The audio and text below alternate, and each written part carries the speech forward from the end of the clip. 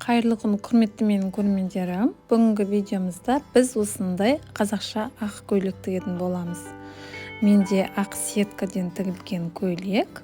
Міне етегіне мен бір қатпар қылдым және осындай кәжекейді кигізіп қойдым. Ендігіде сіздерге кәжекей тігу туралы мастер-класс жүргізетін боламын. Міне осындай ақ көйлекті тігу үшін бізге 1,5 метр атлас және 2 метр ақ сетка керек. Сетканың орнына ақ капрон пайдалансаңыз да болады. Міне мен енді пішуді бастаймын.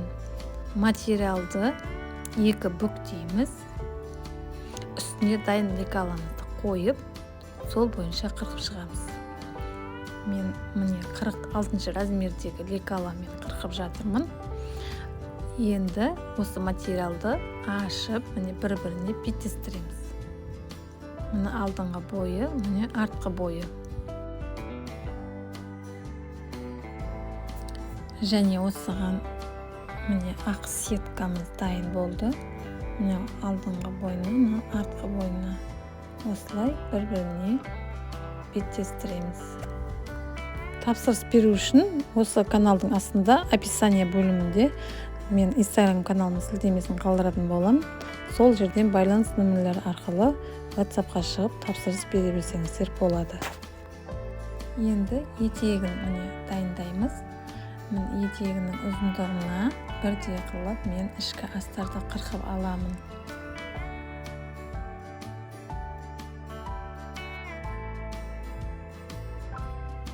Міне енді алдыңғы бөлікпен міне арқа бөлікті, бірінші арқа бөліктің міне тігісін тігіп аламыз. Ортасында қосылған жерін бірінші бір тігіс жүргізіп аламыз. Сосын міне ішкі етек жақтағы міне астарлық матаны да қосып, біріктіріп тігіп аламын. Міне көйлектің 2 иығын бастап тігеміз. Міне бірінші иықты тіктім. Енді екінші иығында бір тігіс жүргізіп аламын. Егер де сабақ қызықты болса, комментарияға түсінбеген жерлеріңізді жазып, қандай тақырыпта түсірген мастер-классты қалайтындарыңызды жазып кетсеңіздер, мен дәл сол бойынша мастер-класс түсіріп жүргізетін боламын.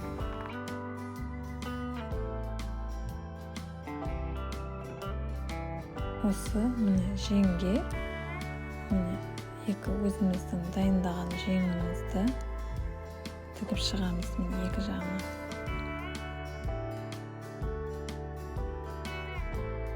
Шамалы қатпар жіберіңіз, сол кезде иығыңыз көтеріліп, әдемі болып шығатын болады.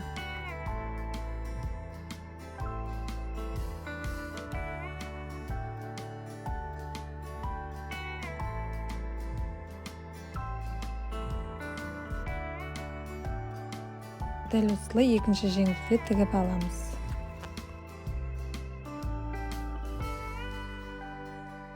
Иықтарына шамалы материалды бүріп тіксеңіз, иығыңыз көтеріліп, әдемі болып шығатын болады.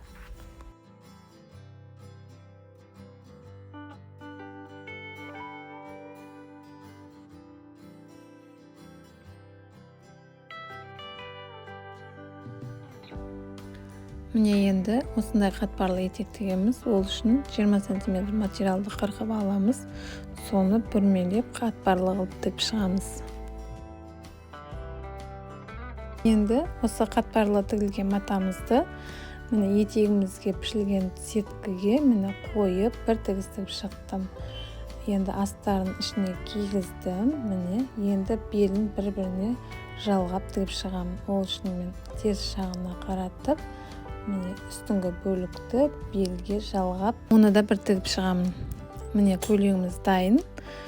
Сіздермен болған меруерт. Менің каналыма жазылып, түсінбеген жерлеріңізді комментарияға жазып кетсеңіздер болады. Ендігі сабағымызда осындай кәжекейдің түрін тігуді үйрететін боламын. Келесі видеомда кездескенше қош сау болыңыздар.